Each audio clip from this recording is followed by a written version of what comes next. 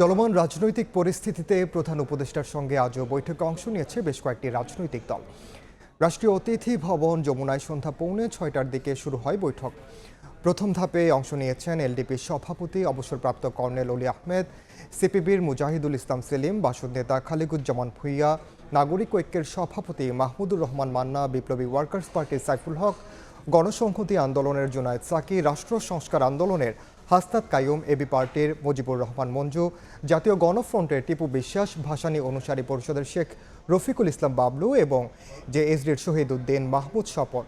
এরপর দ্বিতীয় ধাপে প্রধান উপদেষ্টার সঙ্গে বৈঠক করবেন গণ অধিকার পরিষদের সভাপতি নুরুল হক নূরসহ বেশ কয়েকটি ইসলামী দলের নেতা, যাদের মধ্যে রয়েছেন মাওলানা সাদিকুর রহমান, রেজাউল করিম, মামুনুল হক, আহমেদ আব্দুল কাদের, আজিজুল হক ইসলামাবাদী, মঞ্জুরুল ইসলাম আফেন্দি, মুসা বিন ইজহার, মুফতি সাখাওয়াত হোসাইন রাজি।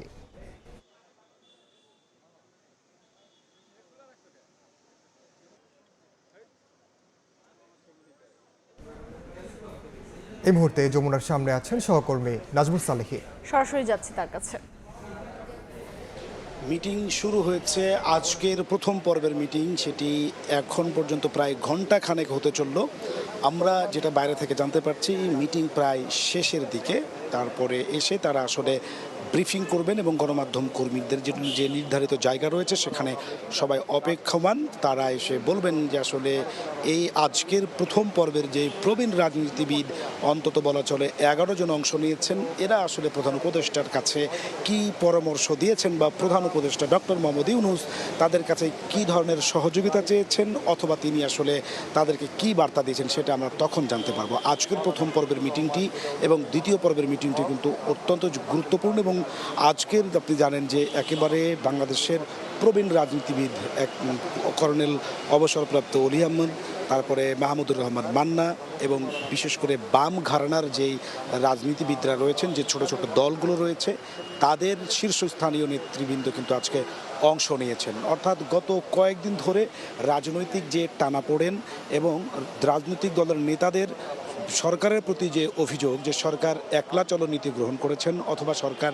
কি করছেন, কোন বিষয়ে সরকার কি ধরনের সিদ্ধান্ত নিচ্ছেন, সেই বিষয়গুলো রাজনৈতিক দলকে অন্ধকারে রেখেই সরকার একা একা করে যাচ্ছে। সুতরাং এই সরকারের প্রতি কিছুটা মানুষের, বিশেষ করে রাজনৈতিক দলগুলোর কিছুটা অনাস্থা তৈরি হয়েছে, যার প্রেক্ষিতে নানা ধরনের আন্দোলন আমরা মাঠে দেখেছি এবং এরই ধারাবাহিকতায় কিন্তু প্রধান উপদেষ্টা ডক্টর মোহাম্মদ ইউনূসের পদত্যাগের গুঞ্জনও কিন্তু হয়েছে। এই রকম একটি প্রেক্ষাপটে তিনি সংলাপের আহ্বান করেছেন, রাজনৈতিক দলগুলোর সঙ্গে তিনি বসতে চেয়েছেন। কেন কি কারণে আসলে ডাকছেন তাদেরকে আমরা গতকাল কিন্তু জামাত, বিএনপি এবং এনসিপির কথাবার্তা থেকে কিন্তু আমরা কিছুটা ক্লিয়ার হয়েছি। সেটি প্রধান উপদেষ্টাকে এই রাজনৈতিক দলগুলোর পক্ষ থেকে 3টি বিষয়ে আসলে জোর দেওয়া হয়েছে। তারা বলছেন যে নির্বাচন, সংস্কার এবং বিচার, এই 3টি বিষয়ে তারা রোডম্যাপ চেয়েছেন। প্রধান উপদেষ্টাও তাদেরকে আসলে তিনি যতদিন পর্যন্ত ক্ষমতায় থাকবেন সেই সময়টুকু যাতে নির্বিঘ্ন হয়, তিনি যে দায়িত্ব পালনের প্রতিশ্রুতি দিয়ে ক্ষমতায় এসেছেন সেই কাজগুলো যাতে নির্বিঘ্নে তিনি করতে পারেন, যাতে কোনো ধরনের রাজনৈতিক বাধার সম্মুখীন তিনি না হন, সেই বিষয়গুলো নিয়ে তিনি তাদের কাছ থেকে সহযোগিতা চেয়েছেন। আজকের প্রথম পর্বের আলোচনাতেও আমরা সেই ধরনের ইঙ্গিত পাচ্ছি, প্রধান উপদেষ্টা সেই আলাপই আসলে করছেন এবং তাদের দাবি এই নির্বাচন, বিচার এবং সংস্কার, এই 3টি বিষয়কে কিভাবে এগিয়ে নেওয়া যায় এবং যৌক্তিক সময়ের মধ্যে কিভাবে নির্বাচন সম্পন্ন করা যায়, এই 11 যে প্রতিনিধিরা এসেছেন তারা কিন্তু সেই পরামর্শই তাকে দিচ্ছেন অথবা একটি বলা চলে যে তারা সংলাপ হচ্ছে এই বিষয়টি নিয়ে।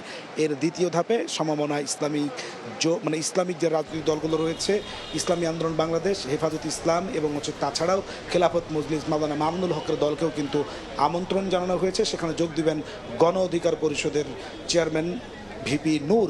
বলা চলে যে তারাও আসলে একই রকম কথা বলবেন। ইতিমধ্যে ইসলামিক দলগুলোর নেতারা এসে উপস্থিত হয়েছেন, কেউ কেউ ভিতরে প্রবেশ করেছেন।